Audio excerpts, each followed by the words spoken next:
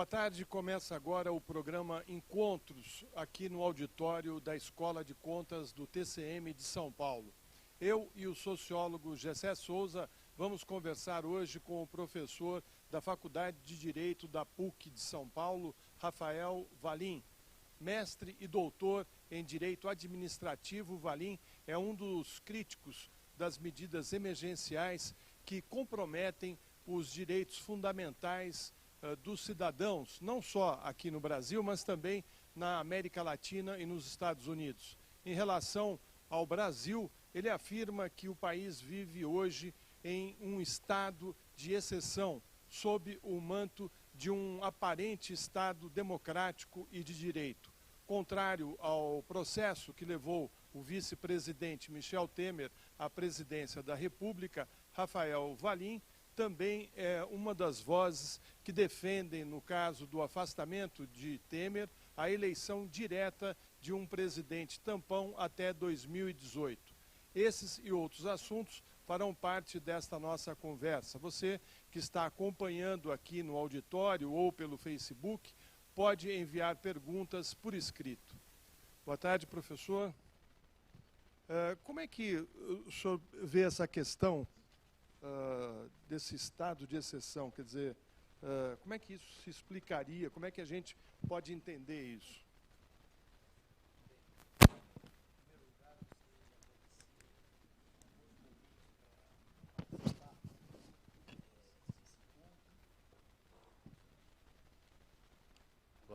Agora sim, perdoe. Então, reitero meus cumprimentos, meus agradecimentos pelo honroso convite para participar desse debate. É uma grande honra estar ao lado de pessoas por quem eu tenho tanta admiração. O fenômeno da exceção é um fenômeno muito, muito complexo e, na verdade, é um fenômeno global, né, que adquire nuances, adquire, vamos dizer assim, conformações específicas, dependendo dos lugares, né, do país que a gente está tratando, mas é um fenômeno, me parece, de alcance global. A exceção poderia ser resumida, ainda que em termos aproximativos, numa superação da legalidade vigente, na superação do direito, né, segundo alguma razão, de modo geral, são razões de ordem emergencial. Então, diante de uma situação excepcional, de uma situação anômala, eu não aplico as regras vigentes e a norma a ser aplicada ali, na verdade, é criada pela autoridade, né? Então, o sentido genealógico da exceção é exatamente esse voluntarismo, né? A autoridade toma para si a solução daquele caso concreto, né? O que, em outros termos, a autoridade toma de assalto a democracia, né? As regras jurídicas que seriam, pelo menos supostamente, o produto da vontade popular, é substituída pela vontade daquele que está editando a norma excepcional, né? Então, em termos, pelo menos, gerais, isso seria a exceção. Agora, na verdade, eu digo que não é, por exemplo, o Brasil não é um estado de exceção. São estados de exceção, né? Me parece que é mais adequado usar no plural, porque são zonas que fogem, são zonas de poder que fogem ao alcance da normatividade, né? Não é toda a normatividade que está operando sob a exceção, né? E eu brinco sempre que a briga de vizinhos continua sendo regulada pelo direito. Não tem nenhum problema nisso. Isso que também gera um pouco de confusão nas pessoas. Fala, não, eu entrei com uma ação ontem, o juiz aplicou o direito e está tudo bem. Não tem exceção nenhuma. Claro que a briga de vizinho continua, porque não há nenhum interesse nesse caso. Agora, quando a gente vê vamos dizer assim, algumas situações de uma importância ou que comecem a se aproximar da política, aí sim a gente começa a ver em operação a exceção, né? Então eu brinco, por exemplo, um caso ali trabalhista continua sendo julgado pela Justiça do Trabalho. Muitas vezes você conversa com juízes, até juízes federais do trabalho, eles falam, não, aqui eu estou aplicando o direito normal. Agora, se você vai ver uma reforma trabalhista, você vai ver umas que são francamente, no meu modo de ver pelo menos, inconstitucionais.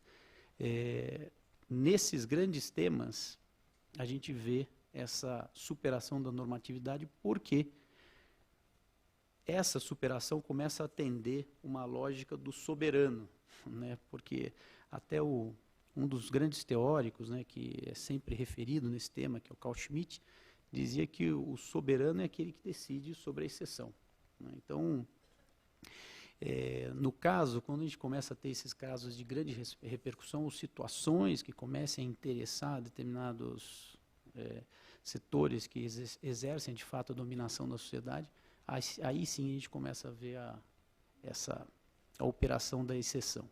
Então, me parece que são estados de exceção, zonas que estão ao largo da normatividade, e não um estado de exceção geral e restrito.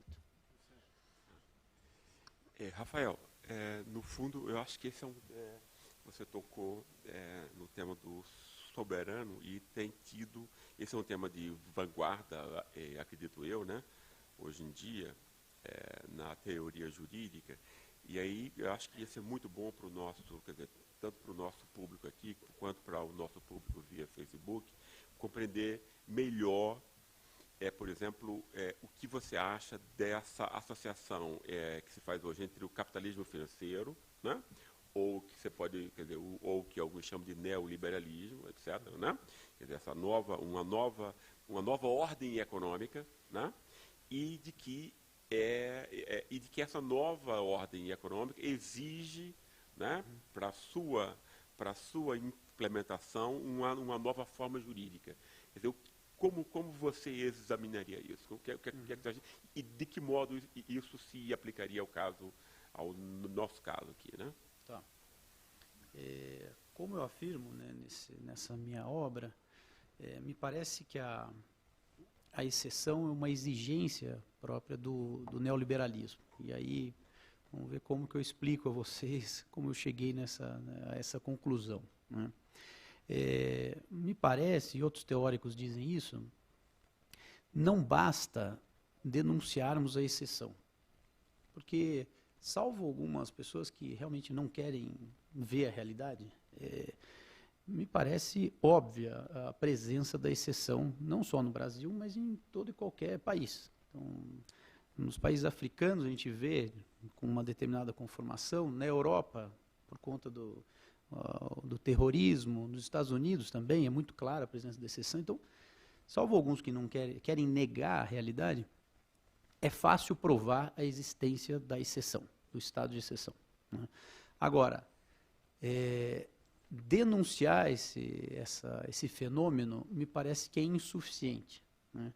Por isso que eu tento fazer essa ligação entre a exceção e o neoliberalismo, que seria exatamente o que justifica essa exceção, né? Por que nós temos hoje, né, esse fenômeno tão presente e por que ele está operando hoje com tanta força, né? E me parece que isso se explica exatamente no momento em que nós temos uma conjunção de fatores, mas, sobretudo, essa presença maciça da economia, que eu chamo de uma subalternidade da política à economia, né? Hoje, quem gere a sociedade não é mais a política, a economia tomou conta, né, da política, e isso justifica também a despolitização que a gente vê em todos os lugares. E o direito, né, nesse sentido, ele tem que funcionar sob um outro, vamos dizer assim, sob uma outra lógica, né?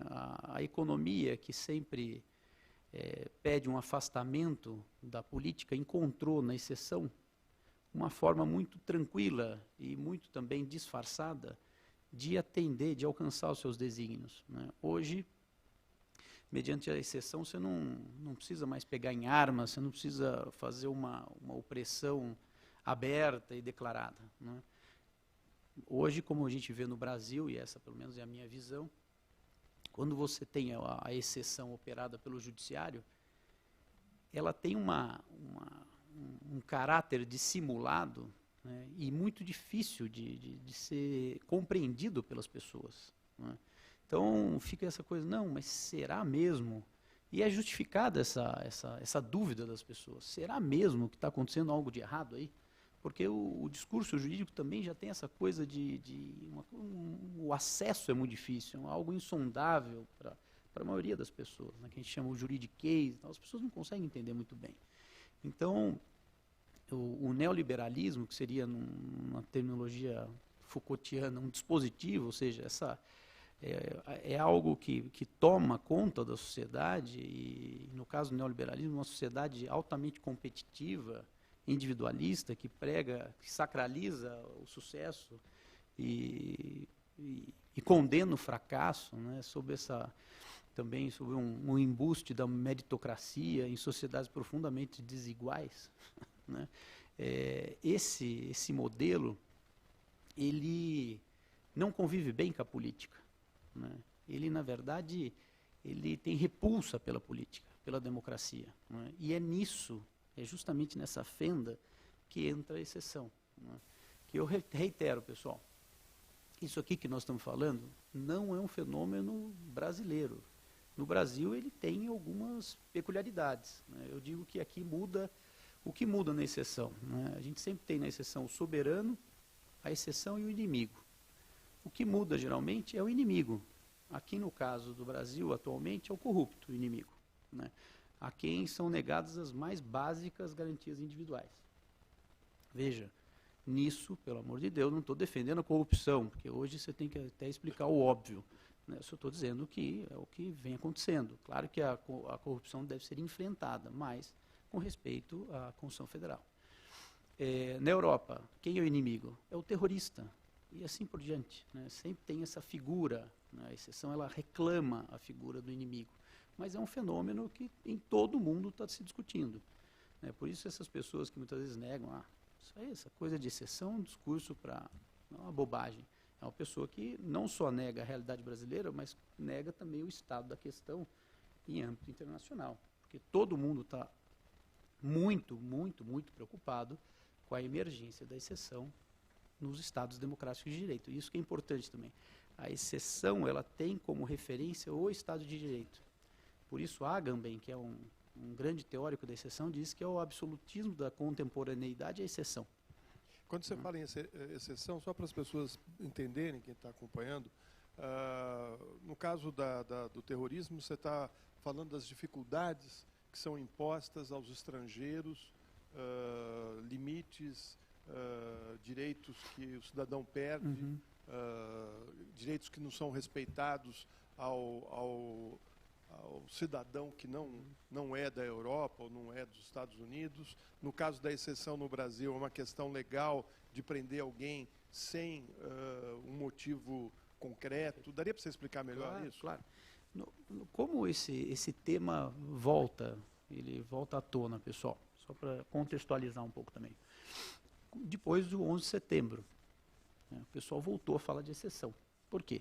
Os Estados Unidos adota medidas excepcionais, declaradamente excepcionais. Olha, falando assim, para determinadas pessoas, aquilo que a gente tem de garantia aqui não vai ser aplicado, né? Então a gente tem o exemplo mais eloquente talvez seja Guantánamo, que é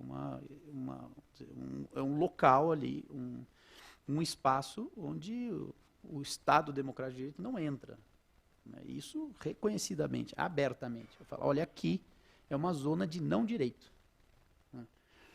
Então as pessoas começaram a refletir sobre isso. Então, assim, um ponto realmente de inflexão nesse debate foi o 11 de setembro. Mas, é engraçado, retomando teóricos, por exemplo, Carl Schmitt, que é o grande teórico da exceção, um teórico nazista. É um teórico, vamos dizer, oficial do nazismo, assim, claro que depois simplificá-lo assim não é adequado, mas é um teórico muito associado, né, que deu fundamentação ao regime nazista. E ele hoje é talvez um dos teóricos mais influentes do debate contemporâneo, né, o que é muito significativo. Agora, no Brasil, ela assume uma outra feição, como eu disse, e me parece que o grande motor da exceção no Brasil, lamentavelmente, é o judiciário, né? O que confere uma feição mais dramática também para a exceção no Brasil, né? Porque muitas vezes quando a exceção é levada a cabo pelo executivo, a gente tem o judiciário para tentar reverter a exceção. No caso, por exemplo, dos Estados Unidos, são muitas medidas tomadas pelo presidente, pelo executivo. E muitas vezes fala, não, são medidas inconstitucionais, vamos aonde? Vamos ao Supremo, à Suprema Corte norte-americana. No Brasil, não. Quem está levando a efeito a exceção é o judiciário, ou seja, lamento, mas não tem o que fazer, né? Agora, no judiciário, quais seriam os grandes exemplos? Eu vou dar um. Supremo Tribunal Federal, há pouco tempo, decide que, isso em absoluto contraste com a Constituição Federal, isso aqui também não estou dizendo nenhuma novidade, qualquer um que abre a Constituição Federal vai ler o que eu estou falando. Que aqui nós temos até um grande especialista em processo penal, Fernando Ideu, que pode comprovar isso. A Constituição diz lá, entre as garantias individuais, que a pessoa só pode ser levada à prisão depois do trânsito em julgado de sentença penal condenatória. O Supremo Tribunal fala, numa decisão, que agora as pessoas podem ser presas depois de um julgamento em segunda instância. Aí você vai falar, como justificar isso? Não tem como justificar isso, né? O Supremo criou a sua própria norma constitucional ali, né? Não está na Constituição Federal. Agora, você vai falar, como obrigar o Supremo a cumprir a Constituição? Não tem jeito, pessoal. Tem um outro teórico, Ferrajoli, Luiz Ferrajoli, que, na minha visão, é o maior teórico da atualidade. Ele disse que um dos limites do sistema é a lealdade das autoridades à Constituição. Tem que ter lealdade à Constituição. Então, é um limite do direito também. Se, por exemplo, os ministros do Supremo não tiverem lealdade com a Constituição, acontece o que está acontecendo, né? Enfim, a escalada, né, das arbitrariedades não vai cessar enquanto as pessoas não respeitarem a Constituição. Então, eu dei um pequeno exemplo, mas a gente pode dar inúmeros exemplos, né? Tem algumas frases que denotam um momento terrível que a gente está vivendo. Quando você vê um juiz que coloca numa sentença que ele decidiu determinada coisa, inspirado na voz das ruas, pessoal. Desculpa o português, mas a coisa foi para o saco há muito tempo. Sim, não dá. Ninguém precisa ser de esquerda, direita, para concordar comigo, né? Um juiz não tem que ouvir a voz das ruas, ele tem que ouvir a voz da Constituição, voz da lei, né? É a voz das ruas plasmada num texto jurídico que aquele sim deve ser observado pelo juiz.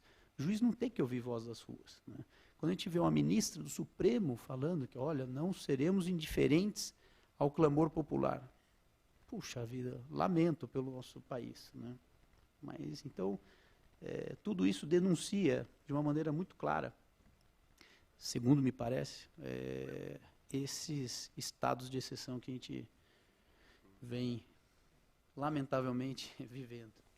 Rafael, a gente vai aproveitar um pouquinho a sua presença aqui, porque uma das coisas que a gente quer mais fazer aqui é um processo em que as pessoas que estão nos acompanhando, como leigas no assunto, né, digamos, como leigas nos temas jurídicos, quer dizer, possam se aprofundar e compreender melhor, né? Então a gente quer fazer essa junção entre a voz do especialista, né, que pode contribuir para esse tipo de enfim, para esse tipo de avanço, né, de consciência pública até, né? E um ponto que eu acho extremamente importante é que as pessoas não sabem, normalmente, para que serve o direito. Quer dizer, o que é o direito, né? Entende? Quer dizer, e então, eu acho assim, é um ponto muito importante a gente perceber que, historicamente, inclusive, o direito nasce para se proteger da própria política, né? O que quer dizer? A política é o direito material, no fundo é o direito mais forte, né? E então o direito vem, quer dizer, o direito formal, ele vem porque as pessoas, quer dizer, muita gente pensa, como você bem sabe, que o direito tem a ver com a morosidade, com lentidão, etc. Então você tem que condenar logo. Né? Quer dizer, condenar com bases, quer dizer, mesmo sem provas evidentes, etc, etc. Né? E aí é um ponto muito importante, eu acho, aí era bom que você aprofundasse nisso, o fato de que o direito só existe exatamente por conta dos procedimentos formais, né? Ou seja, de que a noção de justiça que está implícita na própria autonomia do direito é a possibilidade de universalidade de procedimento para todos. Essa é a justiça, né? Porque é universalizável, ela tem que ser aplicada inclusive aos seus inimigos. Né? Então, um pouco, eu acho, quer dizer, eu ficaria muito contente se você aprofundasse nisso, porque eu acho que isso vai ter uma enorme importância para que as pessoas compreendam, né? Por que a exceção é tão maléfica, etc. Né? É muito interessante essa indagação, porque muitos teóricos estrangeiros da exceção associam a exceção com a perda de autonomia do direito. Né? Porque é isso, a capacidade regulatória do direito, que seria uma capacidade... essa é uma discussão bem complexa também, mas o direito poderia regular todo e qualquer dos outros subsistemas sociais. Né? Enfim, Luhmann também abordou muito bem isso e tudo. Mas o que a gente vê hoje é que o direito, à semelhança da política, ele foi completamente destruído pela economia. Né? Então, o direito ele perde, e a exceção é um instrumento disso, ele perde a capacidade de regular a vida social. Né? E começa a ser, vamos dizer assim, instrumentalizado segundo os poderes de turno ali. Né? Então, o direito que tem essa vocação de regular as condutas, regular a vida social, conferir o mínimo, né, que seria de segurança jurídica e uma aplicação isonômica para as pessoas. Veja que, na minha visão, por exemplo, quando a gente fala de Estado de Direito, Estado de Direito é a confluência de duas ideias fundamentais. Né? De um lado, essa ideia de soberania popular, de que, olha, eu decido, eu livremente abdico de uma parcela da minha liberdade, mas todos farão a mesma coisa, mas eu produzirei o instrumento que vai regular a minha conduta. Né? E depois, uma ideia genial de que o poder tinha que ser distribuído nas mãos de determinadas pessoas, porque todo aquele que tem o poder tende a abusar dele, né? Que é a ideia de Montesquieu. A partir dessa confluência de ideias, nós temos essa ideia de que todas as pessoas, inclusive os governantes, devem se submeter a uma pauta objetiva, né, colocada em textos acessíveis a todos, e todos obedecerão aquilo. Né. Na medida em que eu falo que agora determinadas autoridades podem, segundo as suas conveniências, ou a conveniência de quem quer que seja, superar essa normatividade, eu acabo com a ideia, primeiro, de que o direito tem força para regular os outros subsistemas sociais, mas também eu acabo com qualquer noção de democracia, né? Porque aquele produto que era a vontade de todos passa a ser negligenciado. Né? E o que é mais curioso, muita gente fala também, mas por que também se fala desse tema e a gente vê... porque dependendo também da ótica que se vê, por exemplo, os sociólogos apontam há muito tempo estados de exceção no Brasil. Né? Por exemplo, nas regiões periféricas das grandes cidades, por exemplo. Né? As favelas, nas periferias, são estados de exceção. Né? Tem uma frase muito boa do Paulo Sérgio Pinheiro que ele fala, que não vou lembrar perfeitamente, mas ele fala: loucos, prostitutas, negros, gays nascerão e morrerão sem jamais ver o comedimento do Leviatã. Né? São segmentos da sociedade que nascem e morrem sem conhecer o que é um Estado de Direito. Né? É que hoje a exceção, na verdade, ela tomou conta completamente, né, da sociedade. E aí começa a chamar atenção. Né? Mas, na verdade, no Brasil, especialmente, as zonas de exceção, a há muito e muito tempo, né? Que é justamente essa perda de capacidade regulatória do direito e perda da própria autonomia do direito. Agora, no caso brasileiro e também nos outros casos, me parece que o soberano não é propriamente a autoridade que está ali decidindo sobre exceção, né? Me parece que o soberano é o mercado, né? O verdadeiro soberano nessa história, quem decide o que vai ser excepcional ou não, é o mercado, né? Esse é quem dita. E o momento brasileiro é, assim, um exemplo mais que acabado, né, na minha modestíssima visão, da exceção, né? E aí eu posso, se vocês me permitirem, eu explico um minutinho também. Com a derrubada da presidenta Dilma, que aí me parece que já é uma entre tantas medidas de exceção que a gente assiste, toma, vamos dizer assim, assume o poder um grupo, vocês conhecem, e qual que é a primeira medida deles, né? Medidas francamente antissociais, que estão sendo já implementadas. Reforma trabalhista, previdenciária, aqui também eu não vou, qualquer pesquisa de opinião, você vê que as pessoas não estão concordando com isso, né? Cortes no orçamento, a emenda constitucional, que, na verdade, destrói a Constituição Federal, né, a medida lá de austeridade, de corte dos gastos.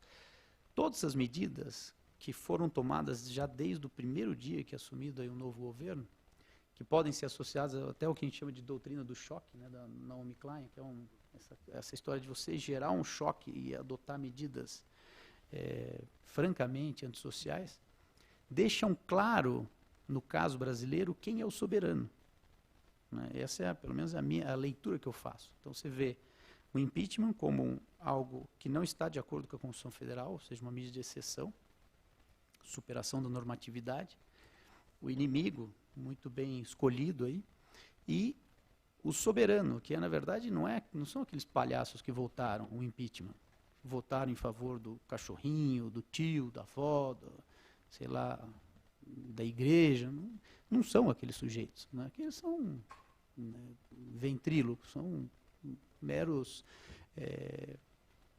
na verdade, são aqueles que vocalizam a voz do mercado, né? Então, aí também a gente vê essa dissociação, né, do que vem sendo decidido, e é uma explicação também para o que vem sendo decidido hoje, que é francamente antipovo, né, e as medidas de exceção. Elas que dão, na verdade, por isso que eu digo que ela é a forma jurídica do neoliberalismo, né? É o instrumento pelo qual se implementam medidas, né, no caso, pelo menos no atual momento, a serviço do mercado.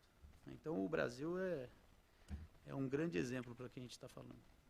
Agora, eu queria entender um pouco o seguinte, se isso permanecer, você acha que nós vamos viver num estado autoritário, sem espaço para as eleições? Como é que fica isso, né? Quer dizer, o que deve ser feito para a gente reduzir, ou pelo menos melhorar um pouco essa situação? É a eleição, é a democracia? O que deve ser feito nesse sentido? Eu acho que se a gente tiver eleições em 2018, já vai ser algo admirável, né? Porque talvez não tenhamos também. A turma que está no poder talvez invente alguma outra coisa. Mas se houver, claro que o remédio para isso, o remédio para a exceção é democracia, óbvio. Mas na verdade, o que eu afirmo até em termos políticos, a gente só vai combater o estado de exceção com a subalternidade da economia política, né? Quando a política tomar as rédeas da economia. Quando eu digo a política, é o povo ditar os próprios rumos, né? Os seus próprios desígnios, né? Ele define isso, né? E isso é tão bem colocado pelo GCE. No atual quadro de desigualdade, é impossível, pessoal, a gente pensar em democracia, em direitos. Tudo isso uma grande falácia, né, pessoal? Então, é um grande discurso farsesco que não tem qualquer conexão com a realidade. Agora, O trágico no Brasil, e isso eu já disse, é que a exceção é operada pelo judiciário, né? Então, me parece que só através de mobilização política que a gente vai conseguir, né, combater isso. Na verdade, a gente vai ter que mudar o nosso sistema de justiça, né? O sistema de justiça, no modo que ele está configurado atualmente, dará margem sempre para medidas autoritárias, né? E não há algo mais nefasto que medidas autoritárias emanadas do judiciário, porque você não tem por onde escapar, né? Então, me parece que é sempre pelo lado da política. É através da política que a gente vai ter que combater. A gente não tem instrumentos, vamos dizer assim, não é o direito que vai dar essa resposta, lamentavelmente, na minha visão. Eu gostaria de avisar aqui que o Rafael, muito gentilmente, não vai vender os exemplares, ele vai distribuir. A gente não tem, quer dizer, não temos aqui o suficiente para todos, mas a gente vai fazer um sorteio, né, Carlos? Depois. E aí, Rafael, como a minha última questão, porque depois a gente vai entrar aí na questão, né, enfim, de quem nos está assistindo aqui, aí eu ia ficar muito, eu fiquei muito interessado em saber isso que você acabou de nos revelar, ou seja, de que modo a gente pode ter um poder judiciário, né, que possa ser efetivamente democrático, de que modo, quer dizer, qual é o remédio para isso? Uma reforma judiciária, quer dizer, e se for isso, quer dizer, que tipo de formato ela tem que ter, né? Na minha visão, duas medidas fundamentais para a gente, pelo menos, tentar um projeto democrático, né? Me parece que o Brasil, ele não... Quando a gente fez a transição para a democracia, houve um grande debate, intenso debate sobre a transição democrática, né? E se dizia que a gente precisaria passar por duas transições. Primeiro, um governo eleito democraticamente, e depois instaurar um regime verdadeiramente democrático. Esse segundo passo a gente não deu, né? A gente teve alguns poucos governos eleitos por vias democráticas. Só isso, pessoal. A gente não democratizou a nossa sociedade. Só isso. Então, me parece que para a gente tentar um projeto democrático, pela primeira vez no nosso país, a gente teria que mexer em dois aspectos. Primeiro, mídia, né? Com a atual mídia, a gente nunca vai ter democracia no país. Também não estou dizendo nenhuma novidade. E dois, judiciário, né? A gente, na verdade, que também não é algo só brasileiro, eu vejo também esse fenômeno na Espanha, que havia uma confiança muito grande no judiciário, né? Sobretudo quando sai do regime autoritário, a gente vê até na doutrina. Veja quem é do direito aqui na doutrina administrativista. Há uma grande confiança no judiciário, né? Você pega sempre essa coisa o administrador age segundo a lei, nos estritos termos da lei, e se violar da lei, teremos o judiciário para nos socorrer, né? Há essa crença muito grande. Essa crença se desvanece, né, nos últimos anos, né? E, na verdade, hoje o grande perigo para a democracia brasileira é o judiciário. O judiciário é o que eu digo, na verdade, o sistema de justiça, né? Não só o judiciário. Ministério Público, enfim, todos aqueles que integram o sistema de justiça. Agora, a gente vai precisar, primeira coisa, alterar, que isso também é uma pauta altamente complexa, mas, me parece, em primeiro lugar, fundamental uma reforma, né, em que se altere a forma de ingresso nas carreiras, né? Isso está também notoriamente equivocado, né? Não é possível a gente ter pessoas em todas essas carreiras da justiça tão cegas à realidade. Não dá. Não é possível a gente ter pessoas tão... E aí é curioso também, me parece que o momento que a gente vive é uma comprovação cabal de quão ridícula é a nossa tradição bacharelesca. Porque a gente tem uma tradição bacharelesca de gente formada no direito, mas essas pessoas, essa multidão de pessoas que frequentam os cursos jurídicos, não tem a mínima compreensão do que é defender a Constituição. Se pelo menos tivéssemos um exército aí de pessoas que soubesse o que é cumprir a Constituição, o que é respeitar as leis, talvez a gente não tivesse esses problemas, mas nem para isso serve a nossa tradição, né? É só para realmente trazer complicações e não traz nada de bom, né? E eu vi agora, nos últimos dias, tentando responder e finalizar minha resposta à sua pergunta, a gente vê muitos absurdos nesses cursos preparatórios às carreiras, né? E coisas literalmente ridículas, né? O fulano que luta jiu-jitsu e tem um método aplicado de jiu-jitsu, isso não é piada, pessoal. Para o cara passar no concurso público e tal, as coisas mais esdrúxulas, as coisas mais... Mas o que isso denota, né? O nível das pessoas também que estão, né? Se tem a preparação, o nível está tão baixo, é sinal de que é isso que estão precisando para passar nesses... Então, me parece que a forma de acesso é absolutamente equivocada. O Supremo Tribunal Federal precisa mudar também a sua conformação. Por exemplo, pauta do Supremo. Por que os ministros do Supremo definem a pauta do Supremo? Eles que colocam na gaveta um assunto e tiram da gaveta quando eles bem entendem. Então, muitas vezes, entra com uma ação direta de inconstitucionalidade, gaveta. Tá, vamos lá. As pessoas querem que se julgue aquele... Aí passam uns 15 anos, o que aconteceu com aquela ação direta de inconstitucionalidade? Ah, não, o Supremo não julgou. Mas uma outra que entrou há 1 ano já foi julgada.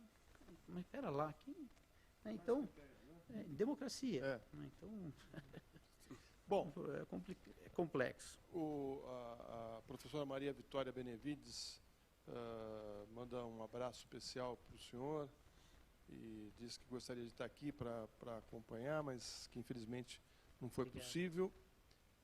E tem uma pergunta aqui do Gilberto Jesus Ferraz. Ele pergunta: o ato político é corrosivamente discricionário.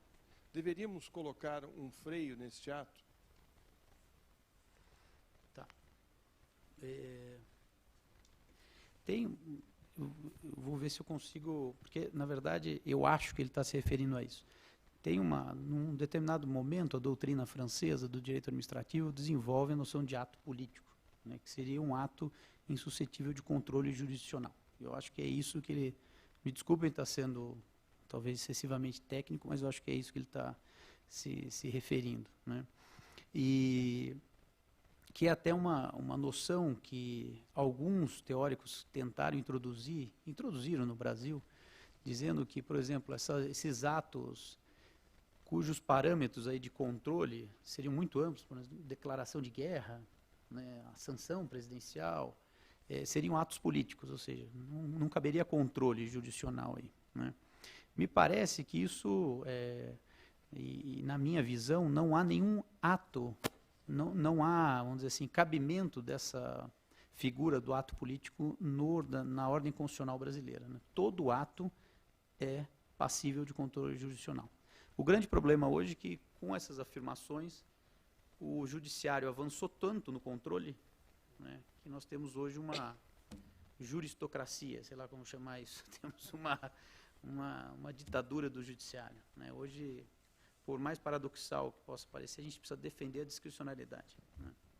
Bom, a Gisela Coelho Nascimento pergunta: não parece que as oligarquias estão associadas, submetidas ao capitalismo internacional para a promoção do estado de exceção? Sim, é exatamente isso que eu afirmo, né? Me parece que é o capital financeiro quem é o verdadeiro soberano na atualidade. Isso no Brasil é de uma clareza, me parece, inconteste, né? Todas essas medidas que estão sendo adotadas pelo governo ilegítimo que está aí são medidas que não interessam ao povo brasileiro. Devem interessar alguém, senão também não estariam com tanta ânsia para aprová-las, né? Eu sei que não interessam ao povo brasileiro, né? Então, seguramente pertencem a uma elite ilocalizável, enfim, irresponsável, que está ditando os rumos, né? O Ricardo Tomazini, da Unip, coordenador de pós, acho que é isso, São Paulo, pergunta: ser contra a cobrança de impostos é uma ideia neoliberal? Como implantar uma política tributária justa e garantir que a aplicação dos recursos não financeiros não financie mordomias e privilégios? Uhum. Sempre me perguntam isso sobre o tamanho do Estado, né? O Estado deve ser pequeno, grande. O Estado precisa ser de acordo com as necessidades da sociedade, né? O Gessé está aqui para comprovar. Sociedades desenvolvidas têm um Estado muito desenvolvido também. Sociedades que alcançaram, vamos dizer assim, níveis satisfatórios de bem-estar social, não foi com menos Estado, né? O problema é que o Estado muitas vezes está no lugar errado, fazendo as coisas de maneira equivocada, né? Então, me parece que muitas vezes a gente tem estados inadequados para as sociedades, né? Por várias razões. Muitas vezes por mimetismo, a gente fica copiando coisas que não tem nada a ver conosco, muitas vezes realmente por corrupção, outros, né? Agora, no segundo ponto, em relação a mordomias, me parece que o grande absurdo hoje está justamente no sistema de justiça. A gente, em toda essa crise, o Ministério Público pleitear aumentos, isso é uma vergonha. Na medida que a maioria das pessoas estão indo ao desemprego e, enfim, sofrendo horrores, essa turma e não ganha um pouco, né? Então, esse é um problema também muito, muito sério, né? É claro que num Estado democrático de direito, essas coisas são altamente, vamos dizer assim, repugnáveis, e a gente precisa combater isso. Mas me parece muito simplista também essa coisa de precisamos de um Estado mínimo, né? A gente tende também no Brasil a ter discussões muito, muito maniqueístas, né? A gente precisa evitar isso. O José Nito Costa, jornalista, pergunta: este estado de exceção explícita em que o Brasil vive, comandado pelo absolutismo do Supremo, não poderia nos levar a uma guerra civil? Veja, eu acho que o Brasil é muito... acho que nem para isso a gente serve, viu? Na medida em que passa uma reforma trabalhista como passaram, e está tudo caminhando, as pessoas... nada aconteceu, eu não acredito mais em revolta popular, né? Lamentavelmente. Eu acho que há movimentos importantes, né, de contestação, mas o brasileiro, isso não sou eu quem diz, o professor Paulo Sérgio Pinheiro também diz, e o Sérgio já ouvi também, é uma sociedade eminentemente autoritária. A sociedade é autoritária também, né? Então, é engraçado, isso justifica também um pouco até a dificuldade de assimilar e de compreender e perceber o estado de exceção. Ela é tão acostumada com isso, que isso gera também, muitas vezes, eu falo desse tema, as pessoas falam, lunático, como que é? Esquerdopata, né? Essas coisas. Isso não é um tema de esquerda e direita, pessoal. As pessoas que fazem o debate, por exemplo, na Europa, nos Estados Unidos, não é associado com a esquerda, em relação só no Brasil, que a gente fala de estado de exceção, as pessoas, esquerda, como assim? Defender o Estado de Direito é o mínimo que a gente tem que fazer. Seja você conservador ou um sujeito mais progressista. É o mínimo que a gente precisa defender. Aí depois, se vai ter uma presença maior de Estado ou não, isso é uma discussão, né, depois a gente passar o estágio de garantir o mínimo de direito para as pessoas, no Estado de Direito, todo mundo vai obedecer à lei. Isso é o mínimo, não é ser esquerda ou direita, né? Como é que a gente pode entender esse processo todo? Porque o Brasil veio de um crescimento econômico, de desenvolvimento social, né? Havia até uma certa euforia, um consumismo muito grande, uma colocação do país no mercado internacional, quer dizer, tudo apontava para um país que estava tentando se transformar num país melhor, e de repente a gente retrocede assim aos anos 40, 30, né? Sim. Na questão dos direitos do cidadão, na questão do emprego, na questão da pobreza, enfim, as conquistas parece que foram embora com uma rapidez muito maior do que foram construídas. Por que o neoliberalismo teria interesse em destruir esse filé que o Brasil se transformou, né, com uma economia pujante?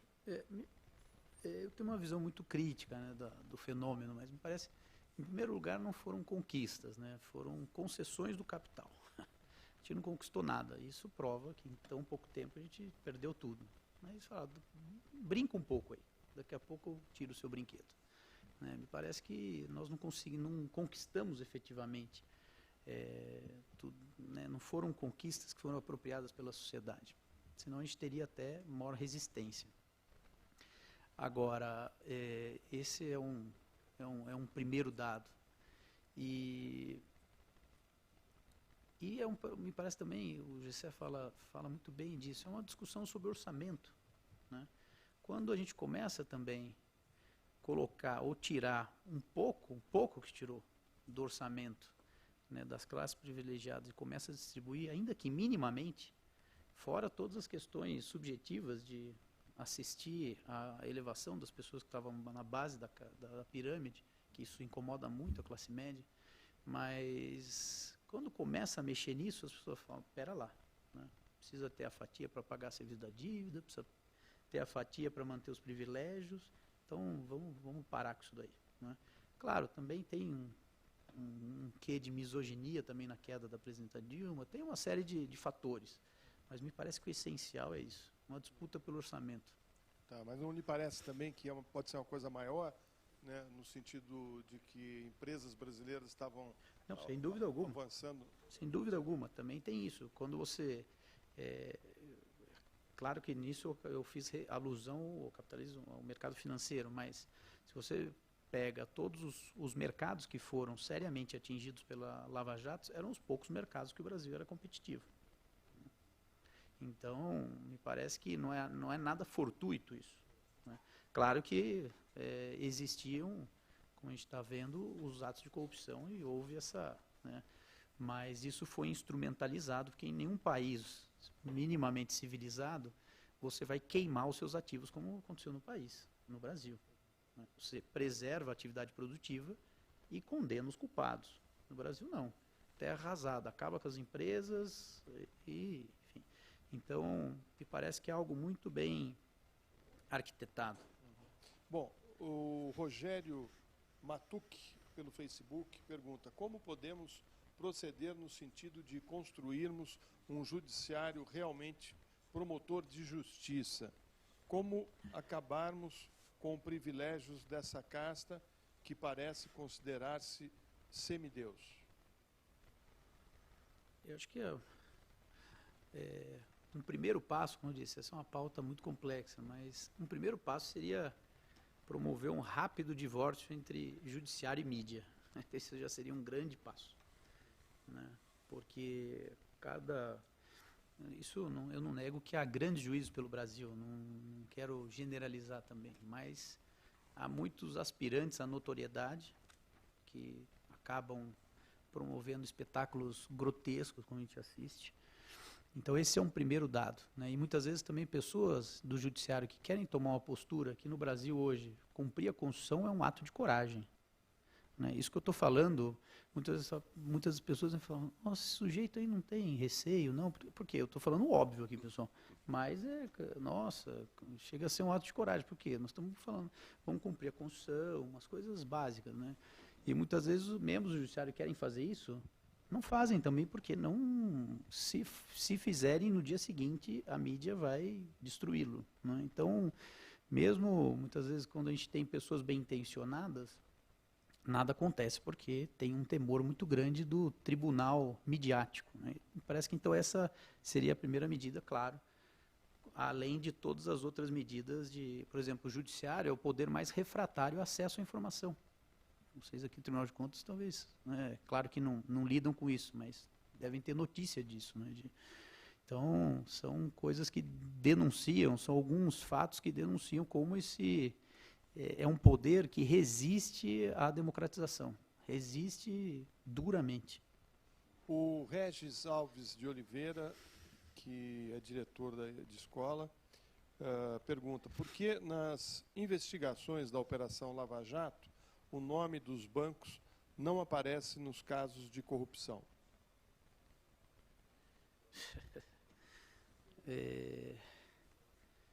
Vejam, como responder, né? Enfim, eu vou dar o meu palpite, né? Eu vou falar especificamente sobre isso, porque às vezes eu posso estar sendo leviano também. Mas me parece que a Lava Jato, apesar, reitero, da importância do enfrentamento da corrupção, porque o que é a corrupção, pessoal? Ela inviabiliza o projeto, qualquer projeto também democrático, né? Ela inviabiliza o próprio financiamento dos direitos, seja direitos individuais, sociais, enfim, a corrupção é um mal que inviabiliza também a sociedade. Esse é um ponto pacífico, não há o que se discutir. Agora, a forma de enfrentar a corrupção no Brasil é uma forma que até um ministro, lamentavelmente falecido, já, Teori Zavascki, falava que no Brasil estão se adotando medidas medievalescas, né? São medidas completamente atentatórias aos direitos fundamentais. E dos fatos que se vê com grande clareza é que se escolhem os inimigos, né? Me parece que os bancos talvez não estejam entre os inimigos. Essa seria a minha explicação. Tá certo. O Alex Franco, que é design gráfico aqui de São Paulo, pergunta: visto que a mídia dá suporte à exceção, você acha possível reverter esse quadro através de ações de comunicação social? As redes sociais têm desempenhado um papel relevantíssimo, né? Basta ver aqui o que nós estamos fazendo. As pessoas estão nos assistindo via redes sociais. Isso aqui jamais seria transmitido num grande canal de comunicação, né? Me parece fundamental. Agora, a gente não pode negligenciar o poder, né, dos grandes veículos de comunicação e esse poder que eles têm de destruir também reputações, destruir as pessoas, eleger os inimigos. Então, esse vai ser o grande desafio do Brasil nos próximos anos, nas próximas décadas, talvez, né? Democratizar a mídia e o judiciário. Vai ter que ser, porque, embora sejam importantes as redes sociais, a gente vê que mesmo veículos que tendem a ter um pouquinho de crítica em relação aos fatos, aos acontecimentos, hoje estão morrendo de inanição. Não tem dinheiro para suportar, né? Há uma crise geral da mídia, especialmente dos veículos que, pelo menos, tentam ser independentes. Então, é muito difícil.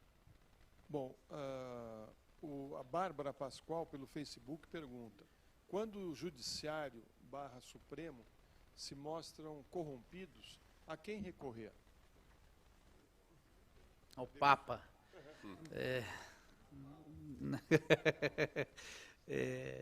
Enfim, teremos que voltar às origens aí, né? É o povo que vai ter que tomar de novo a sua soberania nas mãos, né? Então, mobilização, pessoal. E não tem jeito. Me parece que não há outra saída. O difícil é que, quando a gente vê, por exemplo, discussões sobre eleições diretas, eu acho muito curioso isso. Eu escrevi um artigo junto com o professor Luiz Guilherme, da PUC, Arcaro Conce e o professor Gilberto Bercovitch, defendendo eleições diretas, uma alteraçãozinha na Constituição, porque se cai o presidente, eleições diretas, né? Claro que se pode divergir da minha opinião, da opinião dos professores, mas o engraçado é como eles justificam essas divergências, né? Falando que você a defender, por exemplo, o reforço da soberania popular seria inconstitucional. Eu falo, rapaz, eu devo estar muito maluco mesmo. Como que uma emenda que favorece, ou seja, que favorece a participação popular pode ser inconstitucional? Né? Como pode o titular né, do poder constituinte, o titular da soberania, ser alijado e... Então, assim, você vê o grau de insanidade em que a gente está imerso, né? Mas... O Luiz Dias ele pergunta, ele aqui é do TCM, agente de fiscalização, Luiz Amado Dias. Não lhe parece que a exceção, a exemplo de 1964, não nos foi imposta pelos interesses dos Estados Unidos? Nosso judiciário, a exemplo do nosso Congresso, também não é fantoche? Me parece difícil localizar, assim, isso hoje o capitalismo financeiro, e o Gessé pode falar muito melhor que eu a respeito disso. O capitalismo financeiro, ele é conaturalmente localizável, né? Ele é, claro que os Estados Unidos é a maior potência, mas o mercado, por isso também quando a gente fala mercado parece algo, né, muito etéreo, né, mas é isso mesmo, é uma elite que a gente não consegue, né, densificar, né? Agora, são interesses muito poderosos que acabam, né, interferindo, não só aqui no Brasil, mas, por exemplo, se a gente for o nosso vizinho aqui na Argentina, muito das coisas que estão fazendo no Brasil agora começaram a fazer lá. Então, já estão começando a discutir, tudo que a gente discute aqui, estão começando a discutir lá.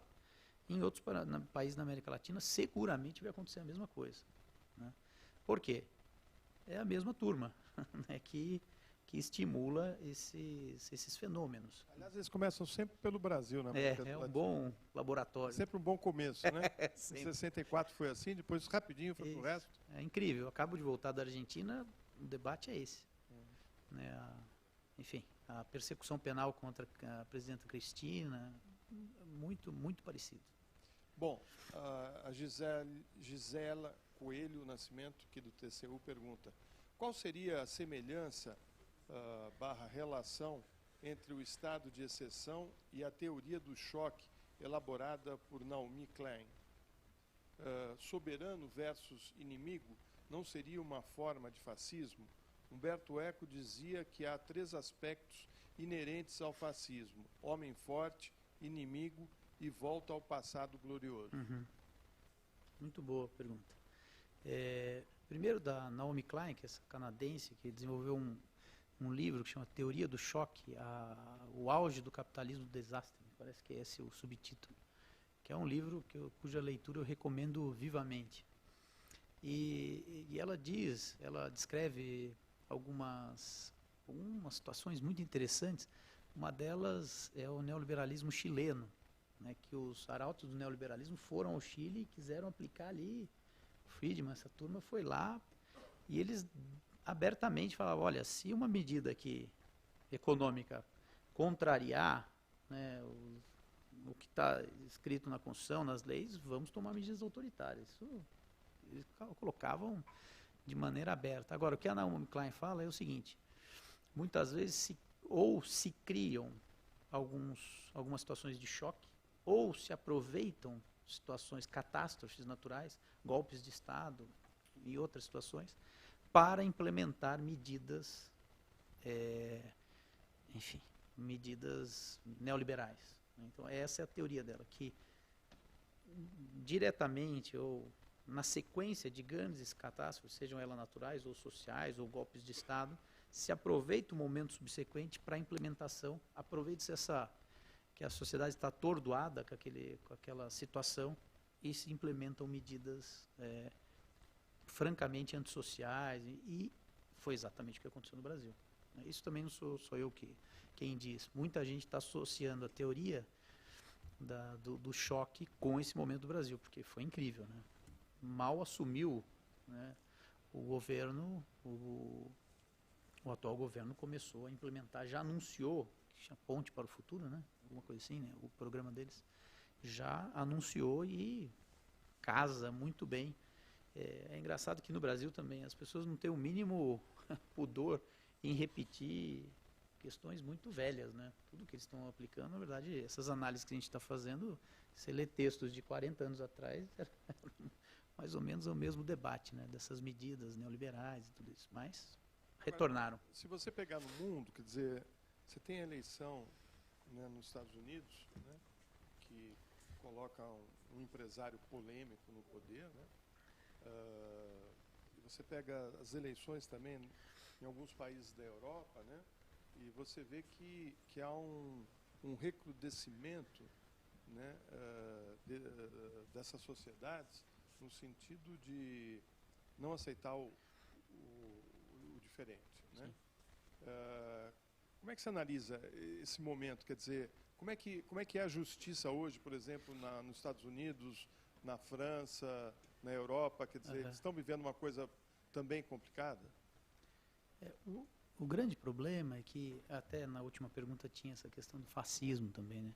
Me parece que o estado de exceção ele é uma categoria analítica que permite fazer a conexão dessas coisas que muitas vezes estão soltas, né? De despolitização da sociedade, recrudescimento do fascismo, enfim. Agora, o crescimento do autoritarismo, da intolerância, parece um fenômeno global, né? E agora, voltando para o sistema de justiça, os juízes, eles são pessoas como nós. Eles estão vivendo nessa mesma sociedade. Eles estão embebidos dessa mesma cultura, né? Eles estão... Então, assim, nós não podemos esperar que o judiciário também esteja completamente infenso a essa sociedade em que ele está imerso. Então, o juiz, né, ao julgar, pode ver, no Brasil isso a gente está assistindo diariamente. Sentenças que a gente vê, olha, tudo isso que está aí fora, quando eu falei, por exemplo, do clamor das ruas, foi um juiz que liberou 2 policiais, vocês me corrigem se eu estou equivocado, liberou 2 policiais que foram filmados executando uma pessoa que estava deitada no chão. Deram sei lá quantos tiros na cabeça do sujeito. Ele liberou essas pessoas dizendo que estava ouvindo a voz das ruas. Veja, isso é um juiz, né, que está também vocalizando todo esse fascismo que está aí, né,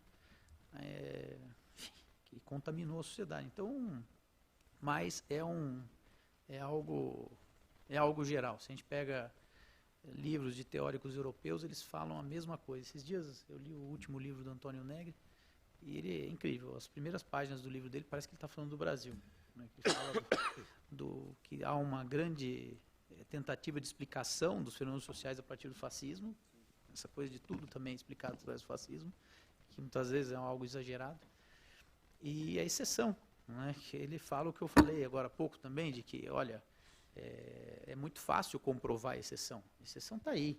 Não precisa grande esforço intelectual para comprovar que em muitas situações o direito não está sendo aplicado.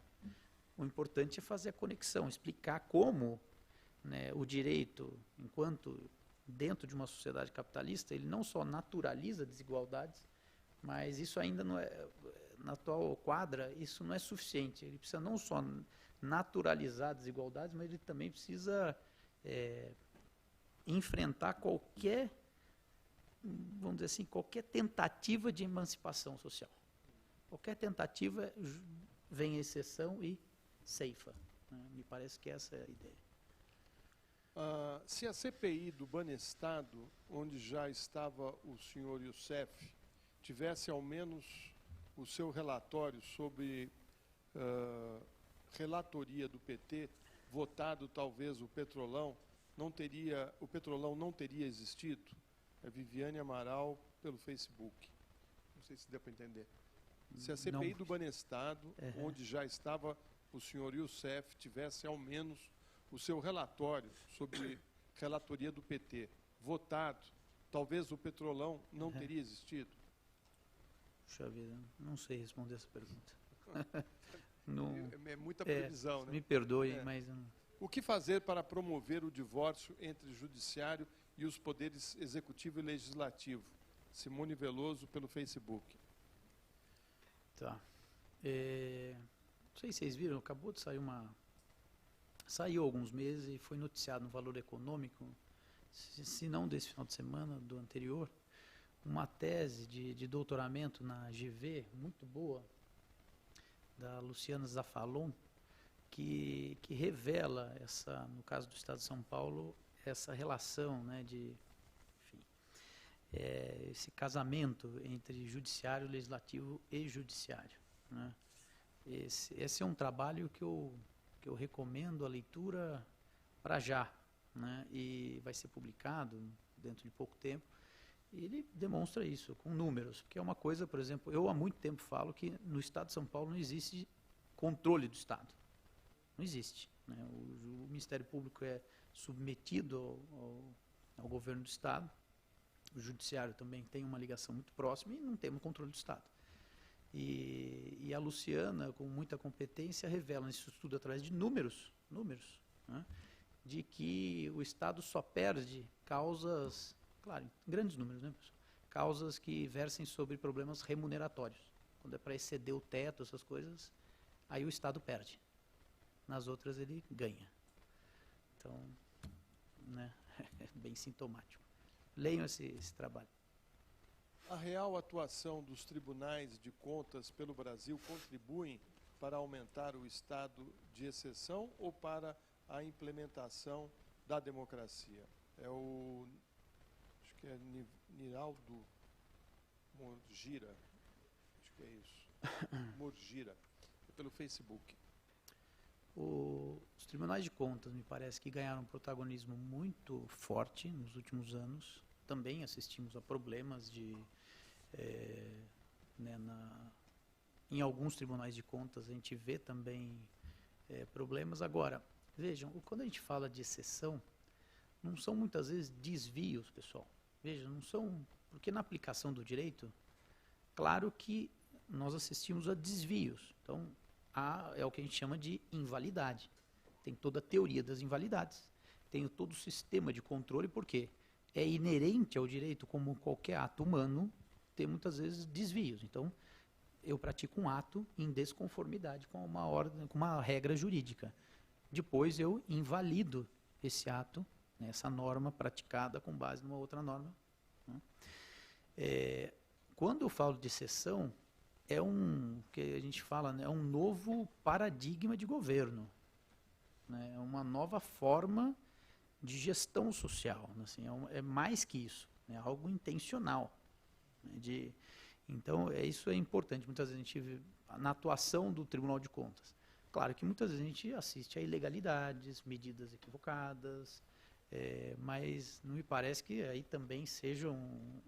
Não é que tudo também vai virar estado de exceção, não é isso. Né? Ilegalidades são inerentes a qualquer produção jurídica. Né? Então...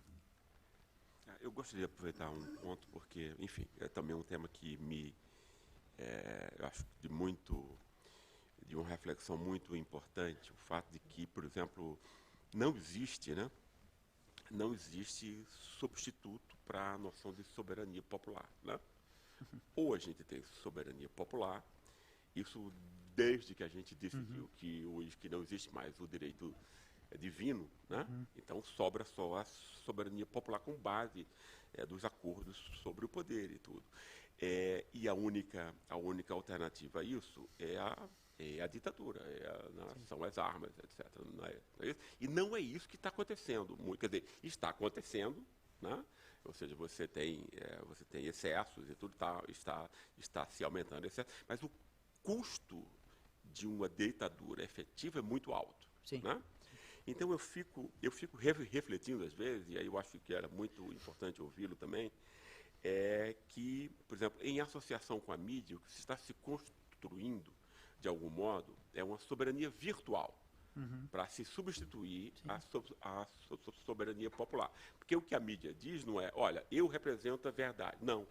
A mídia está dizendo, olha, as pessoas na rua né, tá substituindo aquele outro processo né, de voto, etc. etc. Então, eu ficaria muito contente de lhe ouvir um pouco sobre isso. Esse é um ponto também muito curioso, né, porque isso até afirmo explicitamente nesse trabalho.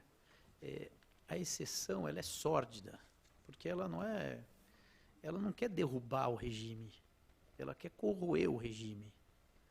Ela corrói, né? Ela solapa as bases daquele regime, o conteúdo, mas não declaradamente. Né? Então ela, por exemplo, hoje, por que a gente não tem uma ditadura, o exército, as forças armadas? Porque não é interessante, pessoal. O custo é muito grande disso. Né? É melhor ir enganando, ir dissimulando, ir tomando, porque eles estão fazendo tudo o que eles querem. Concordam? Não há nenhuma resistência, enfim, claro, há resistência popular, tudo, mas no final das contas tem uma mega manifestação, na semana seguinte aprova não sei o quê. Enfim, eles não estão nem aí com isso. E a exceção, ela vai dando, né, essa roupagem jurídica e vai permitindo que se faça tudo isso. E me parece, assim, eu concordo integralmente com isso, de que hoje, na verdade, se cria um discurso falacioso, né, e se toma também de assalto a soberania, quando, na verdade, esses grandes veículos, eles se arrogam, né, esse poder de dizer que, de novo, a voz das ruas, né, eles usam muito isso, né. As ruas estão querendo tal coisa. Quem estão querendo nada. Quem está querendo é o veículo que está falando das vozes das ruas, né. Isso a gente vê muitas vezes nas coberturas distorcidas das manifestações e tudo isso. Então você vê uma clara manipulação, né. Por exemplo, Piketty, né, o francês, ele diz que todos esses, né, o sistema, o neoliberalismo também, ele depende de um aparato de justificação. Essa é a expressão dele, né. E no Brasil isso também acontece com grande força, né. É um aparato de justificação de tudo isso, né. Ao mesmo tempo, tem um ponto, só seguindo um pouco essa pergunta, porque eu acho que ela é muito importante, né? Ou seja, as instituições que fazem isso, né, elas estão muito alavancadas sobre o ponto de vista da sua própria legitimação moral, ou seja, porque isso aí é óbvio. Ou seja, as ações humanas, né, elas podem se exercer, mas elas precisam ser justificadas no decorrer do tempo. Né? Quando elas não são, isso volta contra você. Quer dizer, a história mostra isso em todos os casos. Né? Então, isso é um risco para essas instituições também. Né? Isso é um fato, quer dizer, o fato de não estar acontecendo nenhuma revolução nas ruas, isso significa que as pessoas não estejam, pouco a pouco, percebendo o que está acontecendo. Tomando consciência, sim, e sim. que vai ter uma cobrança disso e tal, né? Concordo. Eu acho que, mesmo por esses grandes veículos de comunicação, eles estão num momento de grande fragilidade também.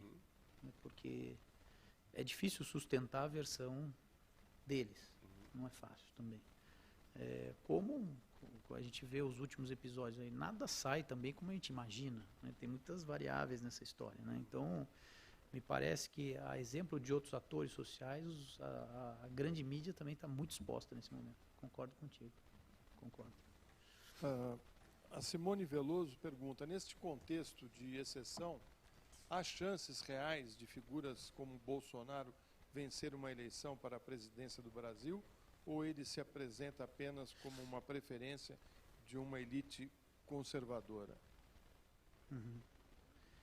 Veja, eu acho que ele não é o representante de uma elite conservadora, não. Eu acho que ele é um sinal dos tempos. Lamentavelmente, eu acho que a gente tem que se preocupar com esse fenômeno Bolsonaro. Né? O Trump é um bom exemplo para isso. Né? Em determinado momento, ninguém imaginava que o Trump seria capaz de vencer as eleições nos Estados Unidos. Né? E venceu. Então, me parece que a gente tem que levar a sério esse fenômeno. Claro, é um sinônimo, também é o signo de quão doente está a nossa sociedade. Né? Mas devemos levar a sério, sim.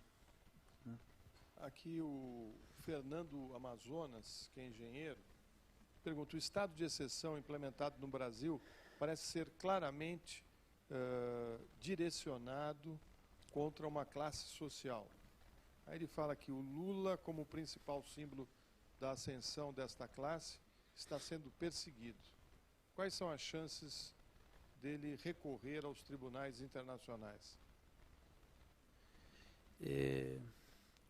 Isso eu afirmo também nesse trabalho. Me parece que o caso do ex-presidente Lula é um entre tantos outros, né, casos de exceção, né, em que há uma clara violação da ordem jurídica com determinados propósitos. Né. Já está havendo um questionamento, né, do julgamento do ex-presidente na Comissão de Direitos Humanos da ONU.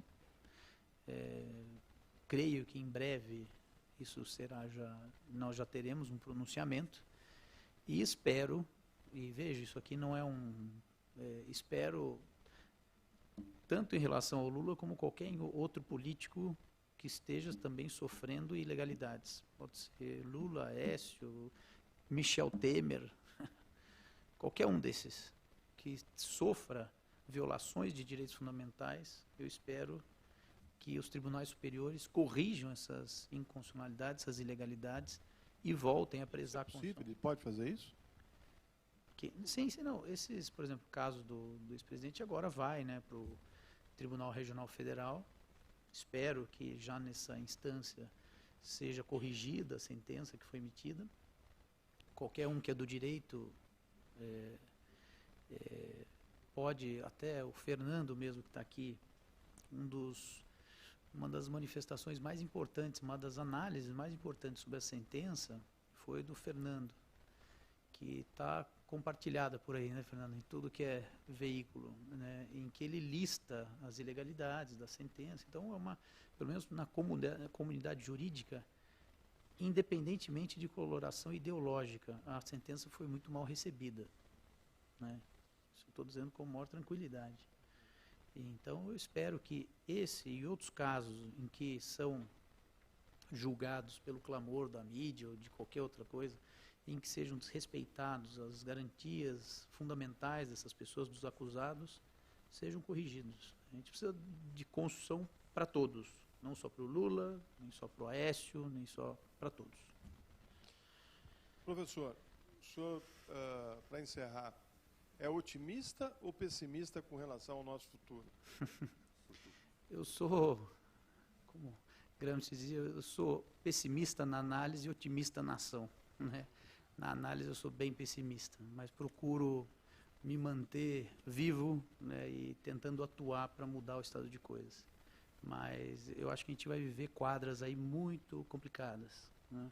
Não só no Brasil, mas no mundo todo, né? Parece que é um momento difícil que a gente vai passar, né? Mas temos que continuar lutando. Então, aqueles que estão achando que a solução é morar em outro país também pode ser. Acho melhor não. Vamos suportar aqui. Queria agradecer, então. Tem uma perguntinha ali. Você pode chegar aqui mais perto, senão a gente não vai. Quando você colocou a questão da possibilidade de não haver eleições em 2018, qual o instrumento que você acha que juridicamente eles dariam para... Puxa, eu gostaria até de... Isso é um palpite meu, né? Infelizmente concordamos isso. É alguma manobra, né? Porque me parece que, imagina depois de todo esse esforço, derruba a presidenta Dilma, cujo governo eu tenho inúmeras críticas, cujo governo me pareceu péssimo. Tá? Agora, governo ruim não se resolve com impeachment, se resolve com eleições. O nosso sistema é assim. Quer mudar o sistema? Vamos mudar o sistema. Mas não vamos fazer de conta que impeachment serve para, né, inventar a pedalada fiscal, enfim. Então, esse é o mal do brasileiro também, né? Não enfrenta as coisas, né? Mas, não sei, me parece que depois de todo esse esforço, chega em 2018 e entrega o poder. Olha, eleições e realmente voltamos ao leito democrático. Eu custo acreditar nisso. Veja, aí eu respondo que eu sou pessimista, né? Mas hoje mesmo, em conversa com um grande eleitoralista, ele disse, não, teremos eleições em 2018 normalmente. Nossa, fiquei até feliz em ouvir isso dele. Mas eu custo acreditar, né? Sei lá, inventar um parlamentarismo, ampliação de mandato, eu não sei o que vão inventar. E eu espero, com toda sinceridade, estar errado nesse vaticínio. Eu espero estar equivocado, mas é uma sensibilidade minha.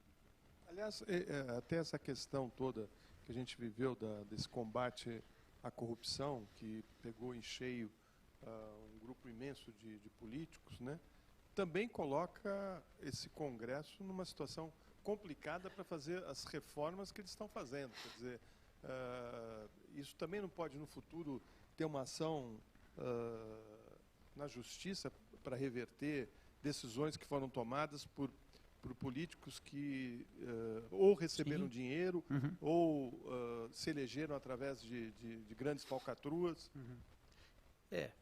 Me parece que a primeira providência de um governo sério e comprometido com a sociedade brasileira que eventualmente assumisse em 2019 seria, vamos dizer assim, o desfazimento dessas medidas que são antissociais, né? Veja, pessoal, também eu acho muito engraçado, porque não é uma questão de ser de esquerda ou ser de conservador, né? Por exemplo, a emenda constitucional que limita os gastos, né?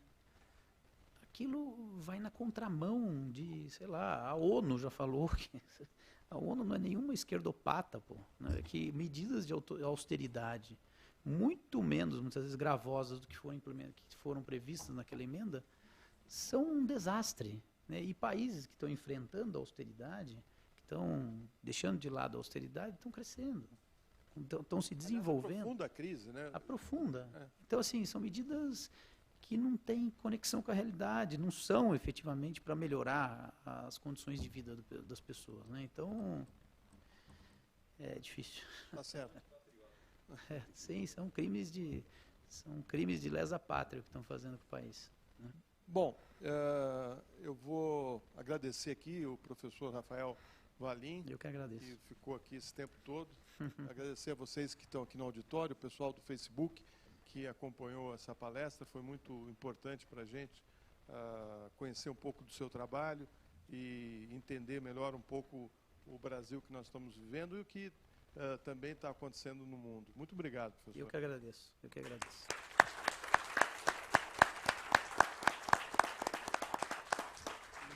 Eu acho importante também dizer para o pessoal que está nos acompanhando no Facebook que essa discussão está sob a forma de livro, né?